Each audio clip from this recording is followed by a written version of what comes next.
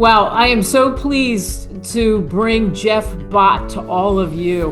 Really, when I think of Author's Corner, I think of authors and stories. He is absolutely the one. He's written a couple of books. His first one, Uphill, was about the battles that he faced with so many different surgeries after being a superstar, really in high school rugby, and how did that affect his life. And then Biological Deception is his second book, which is so intriguing, and it's so interesting how he went from one to the other, and his story is fascinating. He grew up in England, came to the United States. He's got dual citizenship.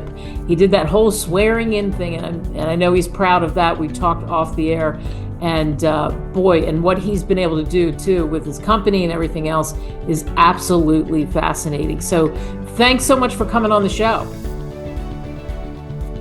Thank you, Kate. I'm honored and privileged to be here, so I appreciate the offer to come onto your show. I'm proud, actually, so thank you.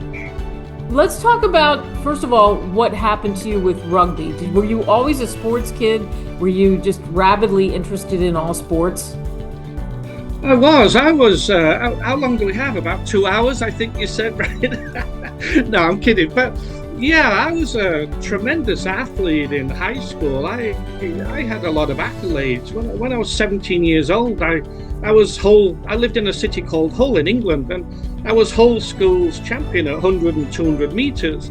And I went to soccer trials. I was a tremendous goalkeeper in soccer, but those trials didn't go very well. So then I got invited to go to the Hull under-19 rugby trials, and I thought, okay, I'm going to do this. So I went, and I got selected to play for Hull under-19. So the first match, the first and only match I had, someone kicked me on the knee, and I was a rugby player, right? And I felt something go, and I walked off the field, I washed off all the blood, and this is how we behaved back in those days. They don't do that now. So I washed the blood off my knee and walked back on the field and started playing. And then I didn't think anything of it, except 2 weeks later, I'm in my family home, my parents' home, and my knee collapsed. And wow, the pain from the knee collapsing was astonishing. And so I went to see a doctor, and we had social medicine back then in England. We still do. We have that, and I'm an advocate for that. Actually, I think everyone should have healthcare. But they wouldn't do anything because it's a knee, right? It's not important. So 6 months later, I ended up having surgery through. My father had private insurance, so I had surgery, and to this day, I remember waking up in the recovery room, and there was this object pickling in a jar next to my head, and I looked at it and I thought, wow, what is that? Well, that was my lateral meniscus. It was torn in half. It wasn't U-shaped anymore, it was Y-shaped, and I don't think anybody knew back then how troubling that was. I mean, it's the cushion between your bones, right? Your tibia plateau and your femoral ball there. It's your cushion.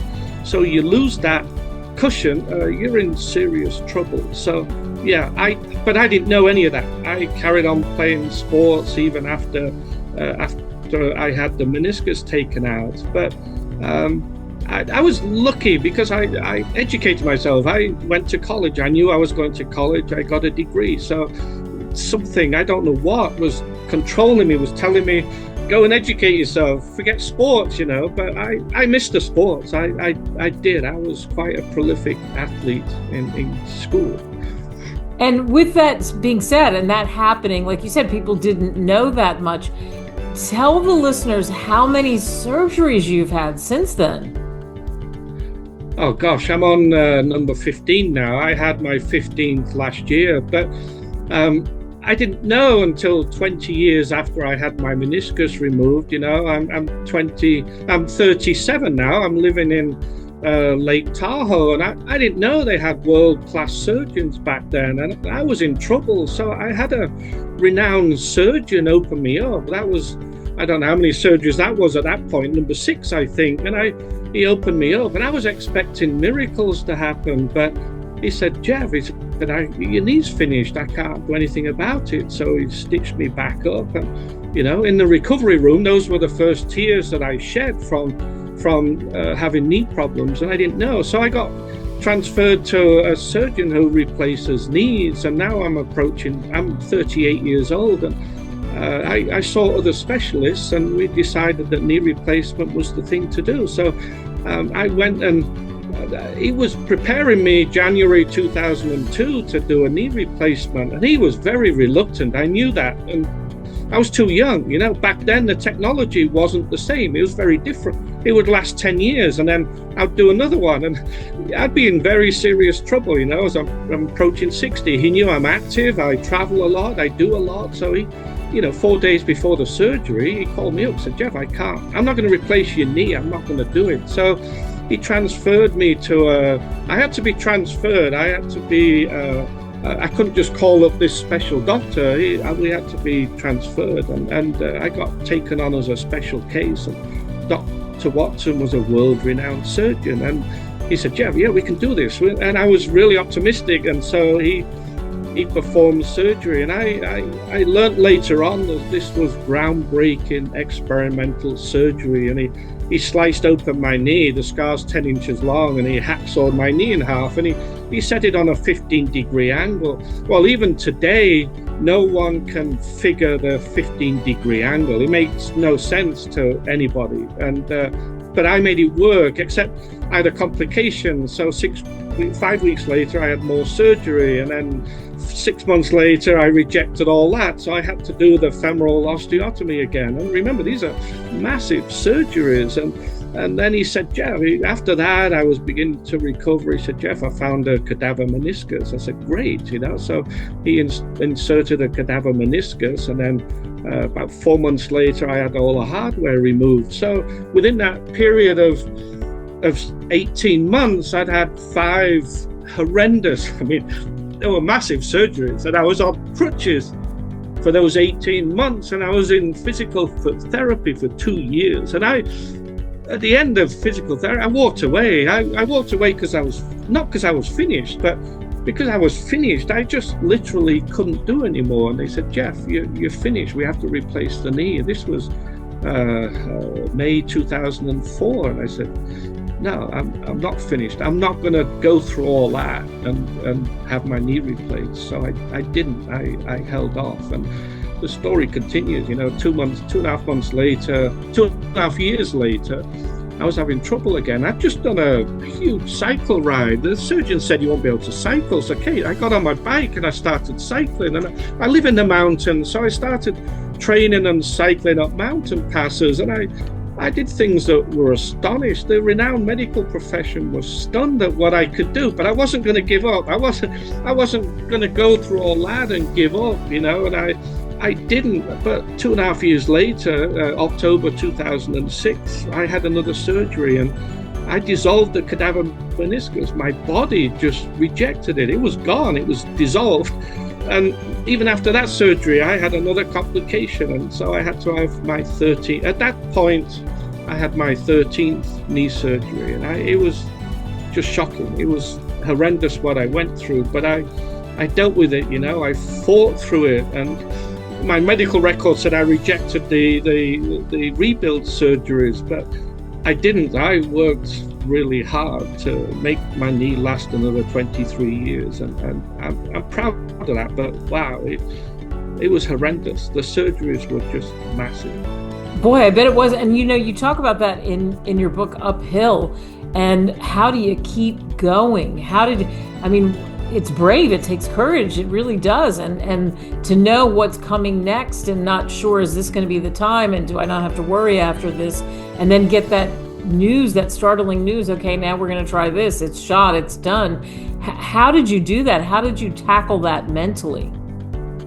Oh gosh, it was tough. I fought through that, but it wasn't I'm sure we're going to talk about this, but it was what came after the surgeries that was devastating, it kind of, looking back now, what I went through with my surgeries, on crutches for 18 months. And I learned a lot. I learned a lot about myself. I learned a lot about my desire, my passion, my motivation. I was motivated. I wasn't going to give up, I worked incredibly hard. You don't go through all those surgeries and come out normal. It's impossible. And you don't spend 2 years in physical therapy and not be damaged. You can't do that. It's just impossible. So I was a changed person, and I tried to find ways to overcome that, and I did with my cycling. The heroics on a bike were incredible, but I was preparing. I didn't know at the time, obviously, but I was preparing for what came after that. And what came after that, my surgeries were just nothing. It was, it was just part of life. What came after was ripped me to pieces. Yeah, and let's talk about it. That you're leading us there. What came after that? Well, a month after I found out I rejected the knee rebuild surgeries and spent 4 years trying to save my knee, my wife filed for divorce, and I didn't know what was going on. I couldn't handle it, to be honest. I wasn't prepared for it. I couldn't, all the anesthesia, the staggering pain. I had nerve damage, and I've never had pain like nerve damage. My surgeon accidentally stuck a needle through the main nerve at the back of the knee, and I screamed for 2 weeks. They put me on drugs, and I refused to take the drugs. The side effects were worse than the pain, so I screamed through that. So anyway, a month after I rejected all the surgeries, my wife filed for divorce, and it cascaded into an absolute complete mess. And I ended up losing most things I ever worked for, but I wasn't prepared. I couldn't fight, and I turned around to her. I'm not going to fight the divorce. I couldn't physically do it. And a few years later, actually the following year in 2007, I met my surgeon on the dance floor at a charity event. And we hugged on the dance floor because we knew what we'd been through. And I said to him, I'm getting divorced now, right? He said, yeah, Jeff. He said, people who go through what you went through, you don't survive because you're lying there naked, not physically naked. I mean, everything is revealed, right? When you're struggling like that. And divorce was a disaster. I was given 5 minutes to get out of my house, otherwise the sheriffs would come in. My lawyer wanted to destroy his law practice. I think that's what was going on. The judge had a vendetta against my lawyer, so allowed perjury and fraud to go on. I mean, it just went on and on and on. If I knew then what I know now, I'd have been thrown in jail for contempt, because I wouldn't have been able to shut my mouth in the courtroom, right? Because this stuff went on right in front of me. We're supposed to keep quiet. And wow, I appealed what was going on, and we lost that appeal at the local appellate court. And not only did we lose the appeal, but they voted to seal my document, my public records. So my divorce file can't be accessed. They didn't want it to be a case where other lawyers could access it, because it was nuts. But anyway, at the time when she filed, I was living the American dream. We had a beautiful home. We had a guest house. We sold the guest house before everything became irrational, and I took the money from that. Best thing I ever did. I sometimes regret doing it at the time, but I don't now. But I took the money that I had in the guest house that we split, and I bought another house, And this was March 2007. June 2007, a forest fire came through my neighborhood and destroyed my neighborhood in South Lake Tahoe. So I had my kids that weekend. I had my kids 2 weekends every month, and so I had my kids that weekend. And we went shopping one day to get some food. It was too windy for me to cycle, so I didn't cycle, and I don't cycle in mountains in the wind. I've nearly been blown off mountains from the wind. So we went shopping, and we heard people say there's a fire. We didn't know what we were talking about. House fire, a car fire, we had no idea. So we got the food, we went outside, and we saw this huge plume of smoke, and we knew where it was coming from. So we drove back to my house, and we headed towards the fire because that's where my house was. And we parked outside the house. I took photographs. There's photos in my book uphill, and the fire plume was going right over the top of my house. I knew we were in trouble. I didn't have anything because I just bought the house. So we were leaving to go and get a hose so I could try and protect the house, But the police came, said, "You got to get out." So we got evacuated. When the street was on fire, there was a house 4 down from me. Flames were coming out of the window. So we were evacuating as our street was going up in flames. And, this was while my divorce was going on. This was stuff where things were beginning to cascade. Anyway, I was on a street with 24 homes. There was 6 left after the forest fire. It was just utter destruction. There was 254 homes in my neighborhood.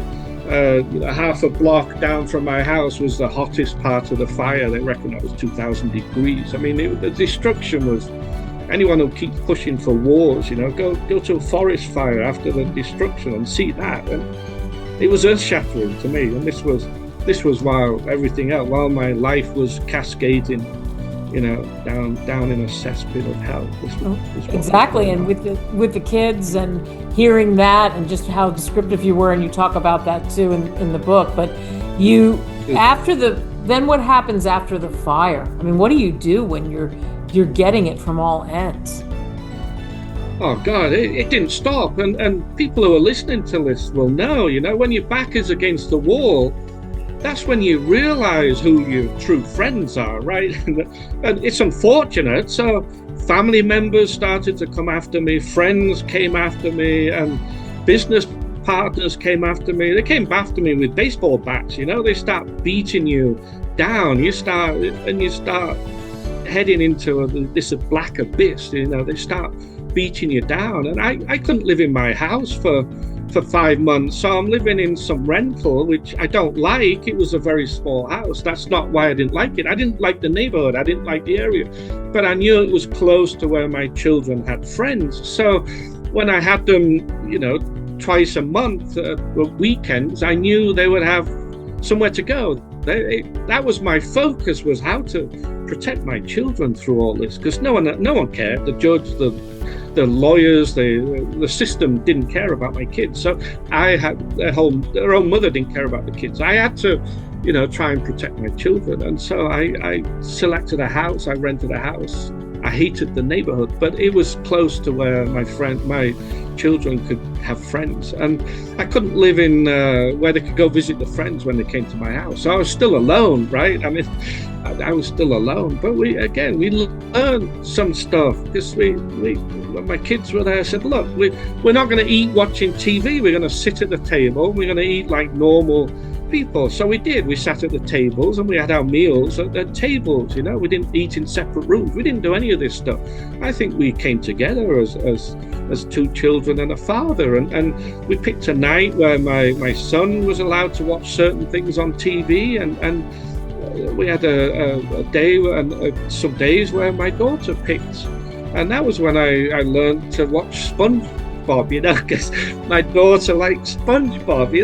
You make the most of these devastating situations. And so I was in this rental for 5 months. My house was being fixed, and I knew the weekend was coming, and it was early December. I knew I was going to get into my house on the following Monday on this weekend. So I was preparing, I was filling boxes, and I get to my house, I open the door, there's this musty smell, and I can hear running water. So I'm just coming back after being out for 5 months, and I go downstairs. There's about 4 inches of water.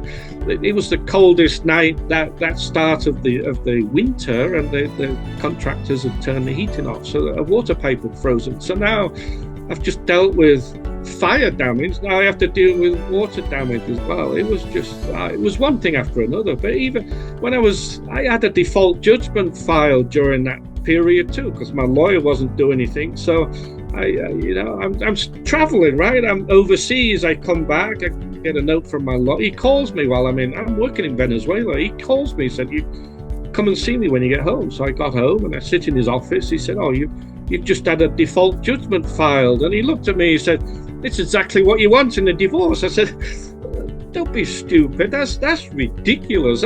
She's not going to give me what I want in a divorce." And it just cascaded. While all this stuff was going on, things just kept hitting. It kept hitting and hitting and hitting. But I couldn't give up, that's the premise of uphill. You just keep going. You can't give up. And even in the book, people do give up, and I know that. And even in my book, I don't use the word suicide, right? And it's not a word it never even came into my head. Although I used to come down mountain passes at over 55 miles an hour. I mean, that's how crazy I was. But I needed that rush. I needed that adrenaline. I needed that excitement. And that was part of keeping going, right? You climb these huge mountain passes with only one strong leg. The other leg, there's no power in it. So I'm climbing these mountain passes with only one leg, and I'm coming back down at over 55 miles an hour. And that's the kind of excitement I needed to keep going. There was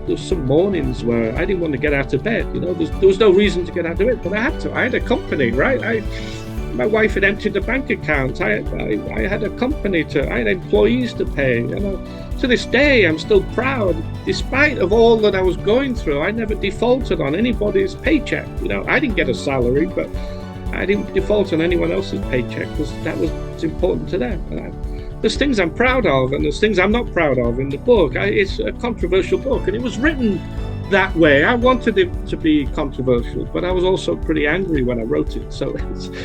But anyway, yeah, a lot went on, and it just never ended. It never stopped, And you asked, how did I deal with it? Well, the deeper I fell into the abyss, the deeper the cesspit of hell I was in, my ambitions, my cycling ambitions got crazier, and they got the mountain passes I scaled got higher. I did the death ride a couple of times. I nearly did it 3 times, but I did it twice, and the death ride is one of the biggest rides in Western America. It's 129 miles, it's 5 mountain passes, and it's 15,000 feet of vertical climbing. I mean, it's a massive ride. When you look at the profile, it's just sawtooth, it's up and down.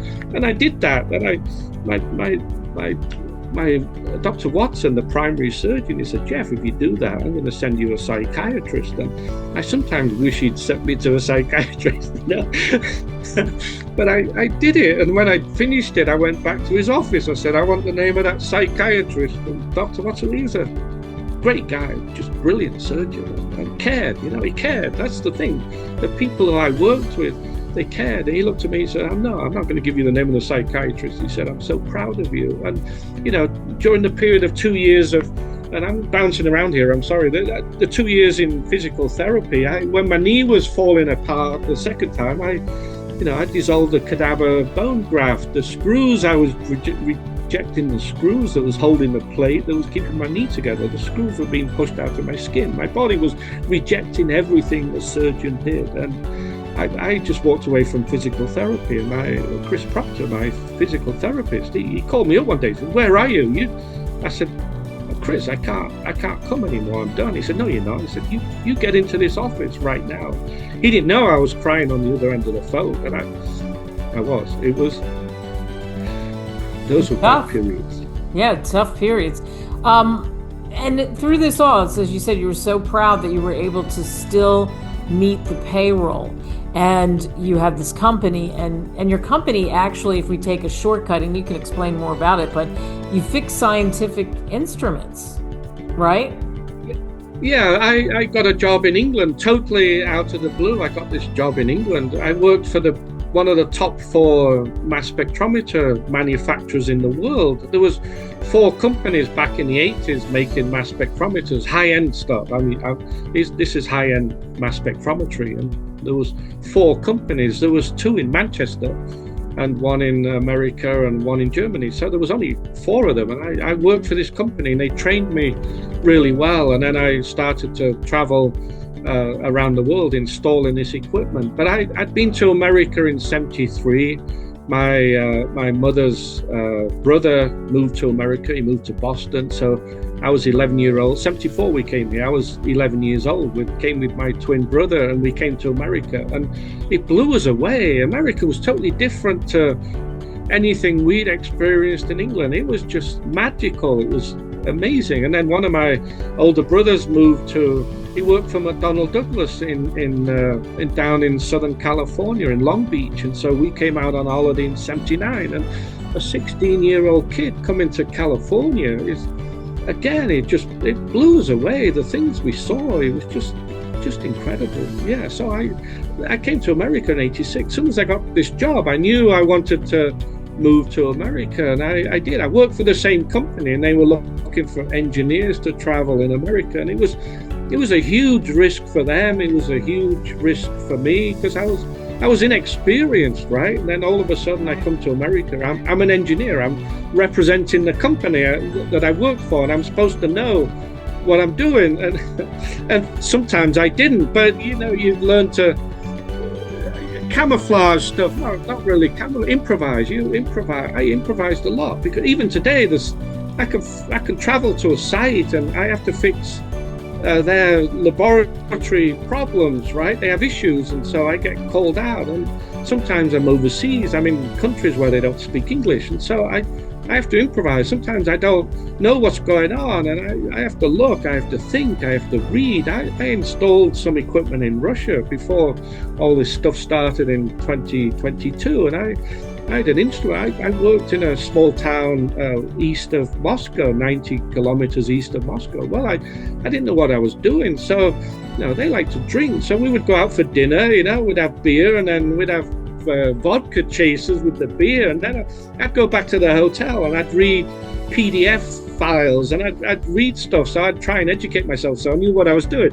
So I'd go back in the next day. But it was fascinating to me. But I buy and sell equipment. I teach people how to use it, and I fix. I'm an electronic engineer, and so I come from an era where I still fix to component level, and sometimes I would. One client in Denver asked me, "Can you do something for a piece of equipment I'd never seen before in my life?" I said, "What do you want?" So he told me. So I designed the circuit. I went to a local store, bought all the parts. I made this circuit board, installed it in his instrument, and made it work. It's exciting to me. I still get kicks out of it. It's the satisfaction, right? I get satisfaction out of what I'm doing, and I think that's part of recovery from. I could go into management, I could work for another company, but I don't want to. I don't like that. I used to have an office in just north of New York. We had 9 people working there, and I quit my engineering. I had to fly out twice a month to New York, and I became a human resources guy. And it's not what I want to do. It's not what I like. I've won an award in South America for some of my work, and I published a paper in '89 that was world-class stuff that was going on. I get a kick still out of doing that. Maybe that's also part of my recovery. I have the cycling and I have my work, and when I was in Venezuela, I was doing work down there for PDVSA, the oil company, and I got invited down there. And when I went down, there was an English guy working at the oil company. Pure coincidence, but that was 4 days after my wife filed for divorce, and I went down there. I did my work. I came back. I told them what needs to be done, and I got invited down again in '07, and I finished my work. And the guy down there, we're still friends. He read uphill. He said, "Jeff," he said, I didn't know all that stuff, personal stuff was going on in your book. And it's a word I use in uphill, compartmentalize. I was able to put the chaos that was going on in my life, stick it in my head, the same area where common sense is, because I don't access that either. But I was able to do astonishing work that I'm really proud of. And he said, "You didn't give that impression that your life was cascading into hell. You did." He said, "I've never seen anyone work so hard in my life." And that's how I was. That's how I that was how I was able to get through what I did. And I'm proud of that. There was a lot of stuff going on in my life, but I'm proud of how I came through it. And to say I'm not changed, it's impossible. I'm not the same person, but I have a plaque right here, things turn out best for those who make the best of the way things turn out. And that's how it is, right? You've got to make, it's not how it used to be, but it never will be. It took a long time for me to get over that, but I'm happy where I am now. And I was able to start writing. Out of this abstract chaos came creativity, right? After, in a pile of ashes that was my life, I saw a plant growing. There was some greenery, there was some shrub growing. So I moved the ashes out the way and I started pouring water on it, started feeding this plant, and the plant starts growing. And that's the metaphor for life, isn't it? You've got to keep looking for an avenue that will keep you going. Someone very close to me, he committed suicide, and wow, all he had to do was call me up. He saved my life. He was one of the surgeons. He saved my life, Wow, and that's call me up, tell me. Yeah, and wow, and your story, it really is inspiring, and it really, I think people listening, you hear what you've gone through and how you were able to keep doing it, keep figuring it out. You had kids, you had the fire, you had all these things that happened to you, the wild divorce, wow. And then, as you said, the creativity opens up, you start writing, right? Here you are fixing scientific instruments and you have a brain for figuring things out, and you come up with this novel, Biological Deception. Tell us about that. How'd that happen? How long? 2 hours left. That's another. It's fascinating to me. All this is fascinating. I've found another avenue, and I'm gonna make everybody laugh here, but I failed English in high school, right? I'm doing chemistry, I'm doing physics, I'm doing mathematics. They're the 3 subjects I need to get into university. And I think, what do I need English for? I was very lazy in high school. I did enough to get my passes. I was very lazy in university. I did enough to get my degree, and I later learned that's a sign of intelligence, but I'm not so sure about that. But anyway, I started. People told me, professionals. My lawyer told me. Through my divorce, I had 6 lawyers. That's how stupid it was. But through my lawyer said, you got to purge your head. And other professionals, I didn't go to psychologists. I couldn't afford them. I didn't have the money. And I didn't want to talk in front of somebody and then they turn around and say, well, that's a stupid thing to do. And, oh, you shouldn't have done that. Well, I know that already. I don't need to pay somebody, $200 an hour to tell me I did stupid decisions. I know that already. But anyway, so they told me to purge my head. So I did. I started writing. And people who are listening, take some time and write a paragraph or write a chapter about your life, who you are. I was told it's one of the hardest subjects to write about, is to write about yourself. So I started writing, and I didn't know how to write. Is it me, I, or am I a third person? I didn't know how to write. But anyway, I started compiling. And one of the things I learned, people have heard me talk before, they'll know what I'm about to say, but I read Jaws when the book came out. Before the movie, came out in 75, I read Jaws, and the first chapter is stunning. You can't read the first chapter and put the rest of the book down. It's impossible. So that's how I write, I picked, when I wrote Uphill, okay, what's going to entice somebody to continue reading the book? So I picked a segment in my life that I call it the preface, the preface. It gets people interested. So I picked a topic, my cycling, the 5th pass of the death ride. It's a stunning achievement, really, when you got one leg. But so I started writing this manuscript, and when I'd finished, it took a couple of years to do, and when I'd finished it was 110,000 words, right? Well, the average book size is 60,000, so it's almost a double book. It was just, but the manuscript was chaos too, because my life was chaos, right? So I called up a friend. I don't know what to do with it. I called a friend. She said, you know my sister-in-law. She's a renowned editor. And I did. I knew, but I didn't know to send her the book. So I sent her the manuscript. She sent it off. She read it. She said, Jeff, this is phenomenal. You got to do something with it. So I wrote this manuscript not knowing where it would go. And it was professionals in the industry that told me, you've got to do something with it. She said, Claire, she edited the book. She said, Jeff, I'm going to send it off to a professional writer. Well, she wouldn't tell me who the writer was. She wouldn't release that name, but I paid the guy some money to read the manuscript, and he critiqued it. Obviously, there was things that weren't right with it, but he critiqued it. But the important things was, he said, Jeff, you've got a story that'll resonate with readers. That's number one. He said, I love your writing style. It's readable. It's legible. You know, people can understand what you're saying, but you've got to do X, Y, and Z. Well, even then, Claire told me, she said, Jeff, that might have put people off too, because having to do X, Y, and Z, they don't want to do it. Well, I did, you know, once I realized that people wanted to read my story and it has some benefit,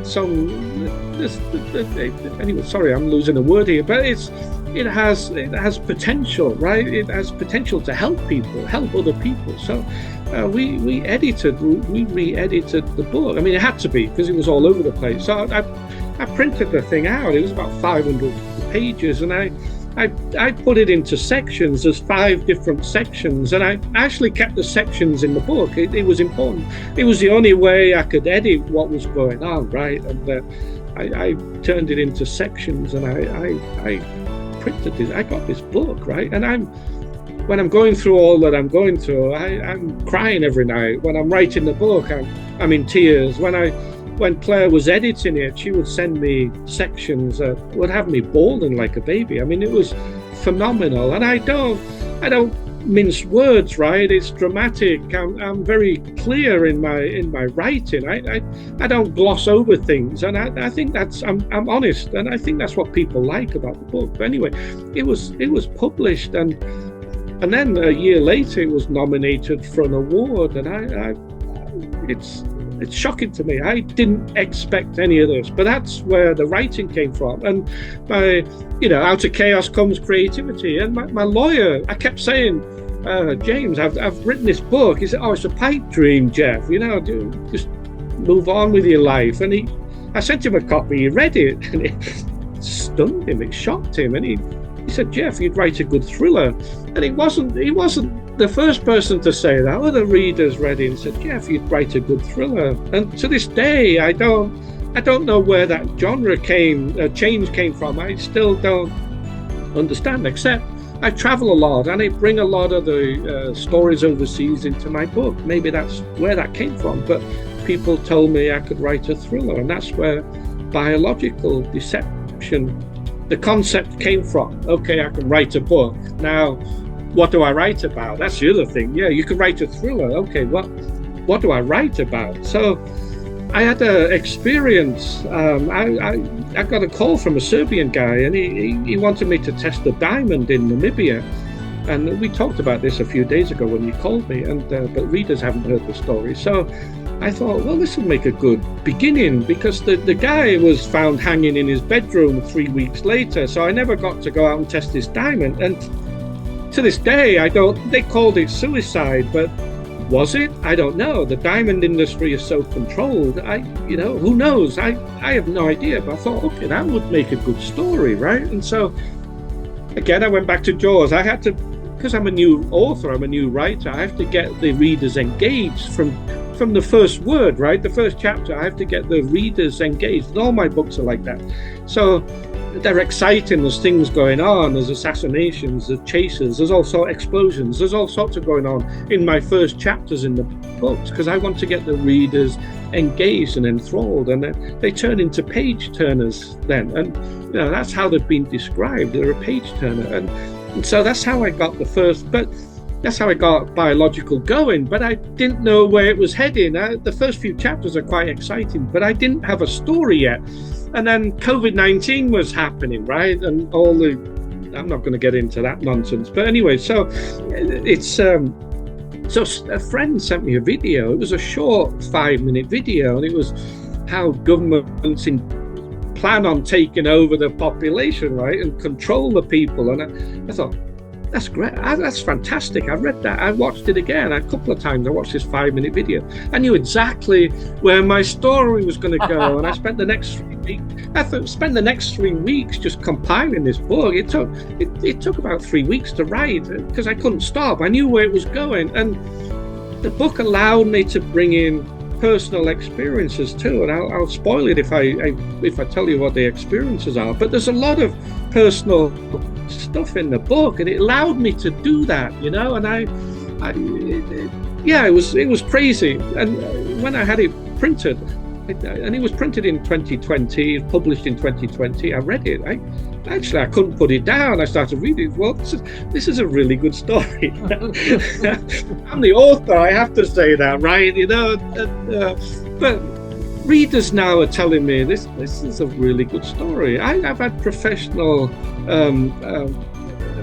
reviewers have looked at the book, and they've sent me phenomenal reviews of the book, 5-star ratings, and they're comparing it to Robert Ludlum and the late John le Carre and Tom Clancy and Wow. people like that. I can't make that connection. I can't say, yeah, I'm like them. I have my own writing style, but when people compare, when professionals who are reviewing my book, when they say your books are like, you know, X, Y, and Z, like these prolific authors, it's quite an accolade. It's remarkable to me. I keep saying I'm stunned. Yeah. But it's remarkable. But I think the other thing is then the Ukraine war started, right? And I started to learn things. I started to learn more stuff about what was going on in Ukraine. And a lot of this was hidden, you know. Tucker Carlson tried to bring it up, but he got fired from Fox News. So I started to read into it. There was more material, biological deception. I have this clever ability. One of the reviewers said, you close the book and you think, wow, this can happen. That's my style of writing. That's how I wanted the book to be. When the reader closes the last page, reads the last page, I want them to put the book down and go, wow, that could happen. So it's fiction, but I have a clever ability to muddy the boundaries between fiction and reality. And I do. I'm for some reason, you know, this ability to create stories that merge fiction and reality it's done on purpose. But I got that out of all the chaos that was in my life. So when the Ukraine war started, I got some more information. So ReadersMagnet were involved, and I rewrote. I had 10,000 words, right? I had the 25 pages. But it didn't change the story. I didn't change the story. I added to it. I enhanced the story.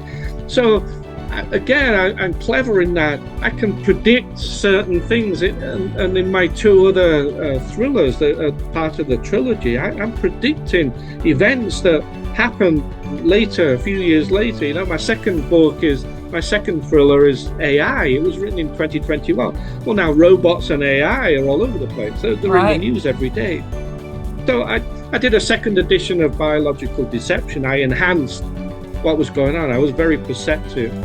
But the biological weapons have been developed around the world, right? This is going on. There's treaties, there's world treaties, there's UN treaties, there's all sorts saying you can't do this. But sorry, countries are doing this. They're actually doing this. And so I added more wording to enhance my book, and it does. It didn't change the story. I was very perceptive. I was on the right track. I just didn't go deep enough, you know. So I did a second edition, and that's how my stories are. And the other thing, I created a character. I wanted to create a character that readers would like, right? So I created this character, and he's been shaped. I made him shaped by events that have happened in his life. So it's like me, events have happened in my life. So now he's shaped and he's controlled, and he's pretty emotional. I mean, even when I was I had to edit the second edition, right? And even I'm in tears in some of the chapters because I make them pretty emotional, because he's emotional.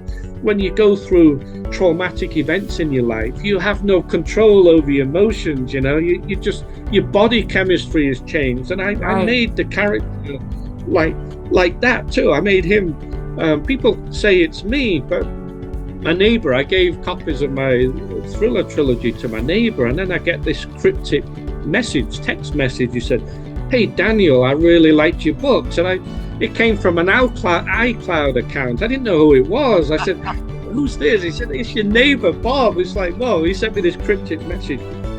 But it's not me, except I had the pleasure of meeting Lee Child a couple of years ago, and Lee Child wrote the Jack Reacher series, right? Yeah. And he's a really nice guy, really down to earth. I mean, I don't know how many books he's sold, but he was approachable, right? He went to the same university I did. I didn't know that. He went to University of Sheffield in England. But I met him in Manhattan. There was an alumni event, and he was the guest speaker. And when I found out he was the guest speaker, I said, okay, I want to go, right? So I went and I met him, I talked to him. And when you're writing all these books, when you're including the same character on all these books, you have to know the character. Right. So you have to know his personality. You have to know how he's going to react. You can't change the person. If I wrote a trilogy, so Daniel Cross has to stay the same in the trilogy. Right. He can't be 6'4" in one book and 5'8" in another book, right? He can't be, 200 pounds in one book and 250 pounds in another. You got to keep the character consistent. Yeah. And I asked Lee Child, I said, the character is you, except the guy is tall, right? Jack Reacher is tall. Well, Lee Child is, he's above me. His head is above my head. He's a tall guy. So you've got to pick a personality that so you can keep it consistent. Yeah. And I did. Wow. So people think it's me, but it's not me, except he travels, and biological deception.